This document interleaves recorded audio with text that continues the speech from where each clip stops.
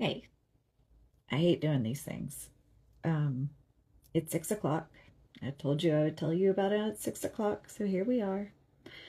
Um, I'm going to give everyone a minute to get on here. Um,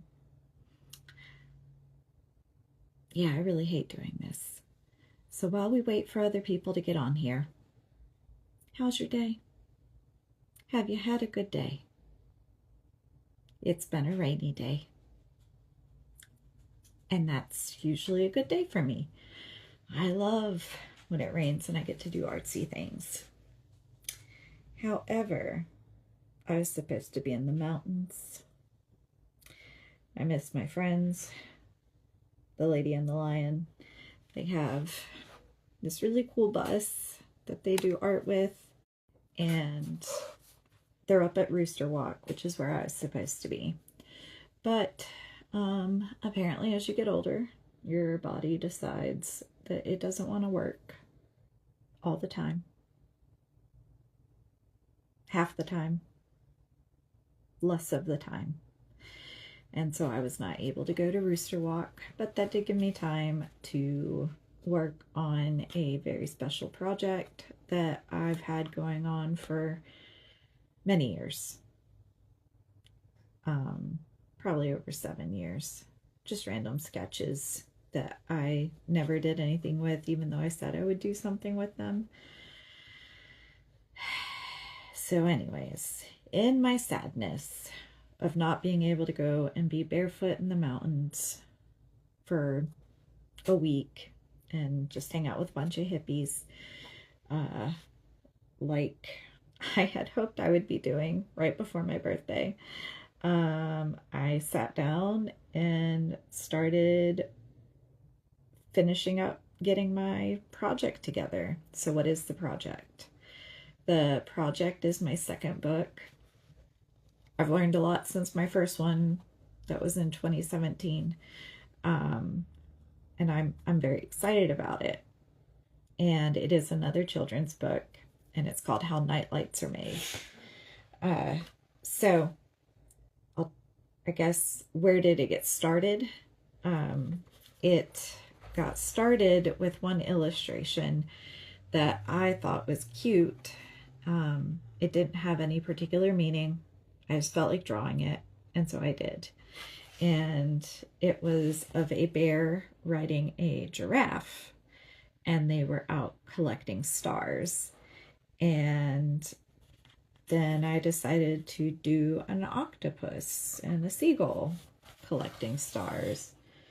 I started off with hand-drawn sketches just to kind of play around, and I just thought they were cute. But then a story kind of started to form. What are they doing with the stars? This is my creative process. Nothing is just an octopus and a seagull being cute. I mean, sometimes it is, and it did start off that way, of just an octopus and a seagull being cute. But then it started to become a story about how nightlights are made, and I decided that they were collecting stars to make nightlights with. And these are creatures from all around the world that I've started to gather.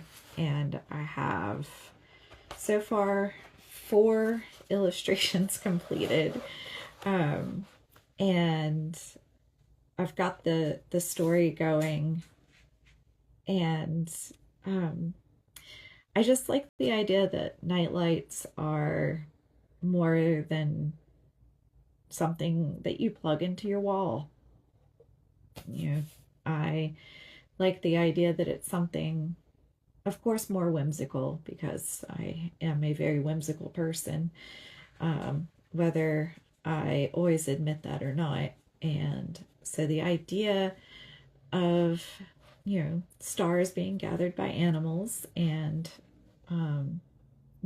put into these different containers to light different spots throughout the world made me happy. Kind of gave me a strange sense of, hope and creativity and then, just a couple of days ago when I was posting, I had remembered the quote from Galadriel when she gave Frodo the light of Eärendil, and may it be a bright shining star in dark places. And then I was like, well, maybe Tolkien did inspire this. Who knows? Maybe, I don't know. But even as adults, we feel comfort whenever we see, a soft dim light, in our hallways, and it lets us know we're not going to stub our toe in the hallway on the, trip to the bathroom, or how to get to the kitchen for our midnight snack. And so everyone needs a nightlight, a little something to bring comfort. And I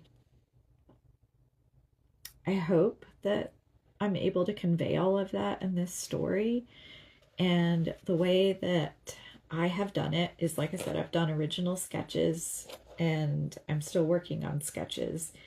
And then what I am using is a program called Procreate, so that I can do my sketches on here and then turn them into digital pages,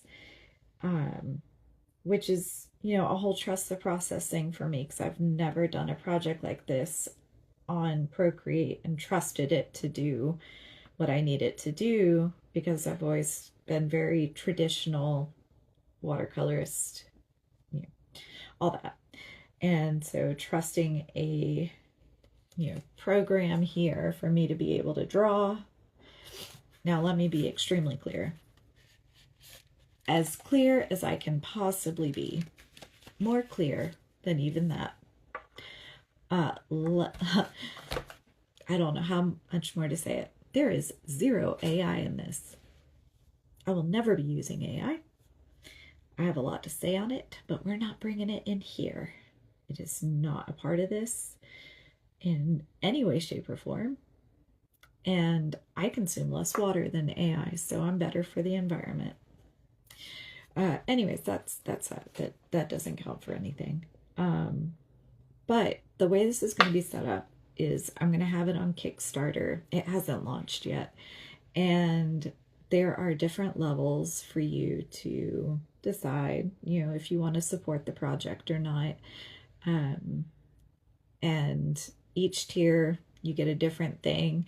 And there are a few things that are extremely limited, like the highest tier being, you help me create a page, because I need more animals collecting stars. And so if I could get some, input, you can know that's your special page. So anyways, that's the highest tier. And some tiers you get original artwork, you get a little something for each thing, but each tier will come with a first edition hand-signed copy of the book. And the publishing company that I'm using is an independent publisher. And last time I had used Amazon, and it was okay, but I felt like my options were limited, and I wanted this book to be a lot nicer. I wanted a nice, hardback cover, something that you can hold on to, one of those books that, sticks around for a while, I hope. Because what started off as something super cute, the more I thought about it, the more I thought about nieces and nephews and, kids that I care about. Finding a little bit of joy in something, especially right now in the chaos of the world. We need as many corners lit up as we can possibly get. So just, we'll let that be that. And the Kickstarter will be up for 60 days. And,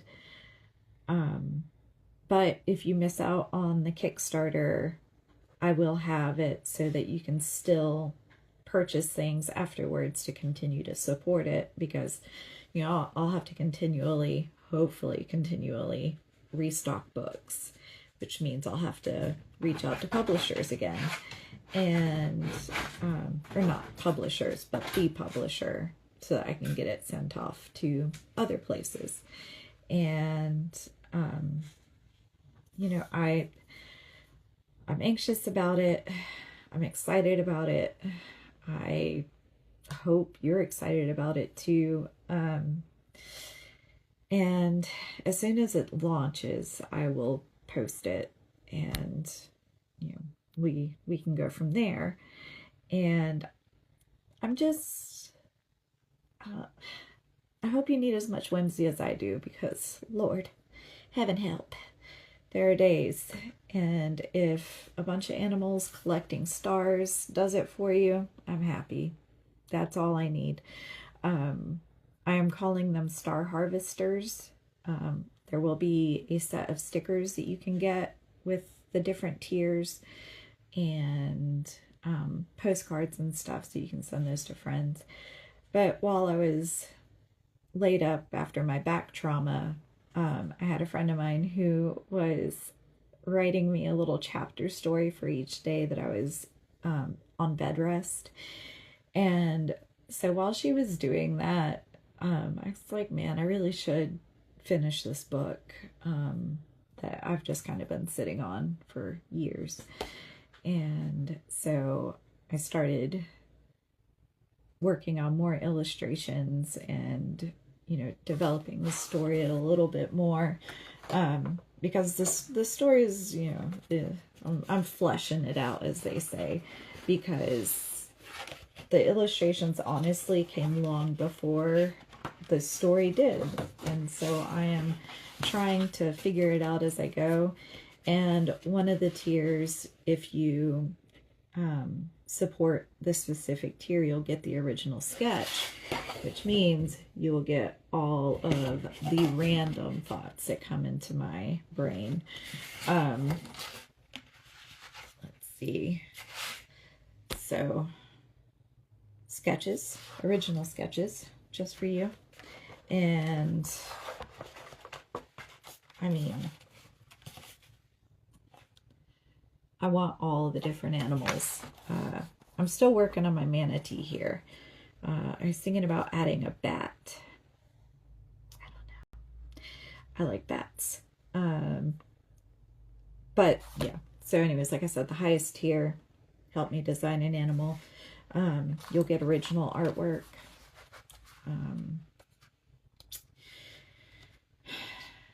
I don't know. Like I said, I really hate doing these things, but I just figured this would be the best way to tell you that I'm launching this book. It'll probably be up in, like, I don't know, within the next week, hopefully, and you can kind of get a better idea of what's happening. But I love telling stories. I've always loved telling stories. Stories are what gets us through a lot of things. And, you know, another Tolkien, you know, reference is, you know, Sam telling Frodo, you know, maybe we'll be like the heroes in the great stories. Or, you know, this is one of those stories that, you know, shows you light and dark. And this is not that deep, though. This is a children's book, although some children's books can be that deep. This one, I just hope, is something that everyone enjoys. You know, the idea of these animals collecting these stars and, you know, preparing them to go into night lights. And, you know, maybe that'll bring some peace, because, you know, we're not necessarily afraid of the dark. We're afraid of what might be in the dark with us. But night lights kind of help, you know, help you see what may or may not be in there. And, you know, hopefully give you some kind of peace. But I really have been enjoying drawing the random animals and trying to come up with this story. I don't know what else to say. I was thinking about possibly doing an art tutorial, you know, on how to do a star harvester, just to kind of expand on what this looks like. But I am going to close it out here because I do not enjoy doing this, but I am so glad you came to join me. That's very, very kind of you because I have no idea what I'm doing.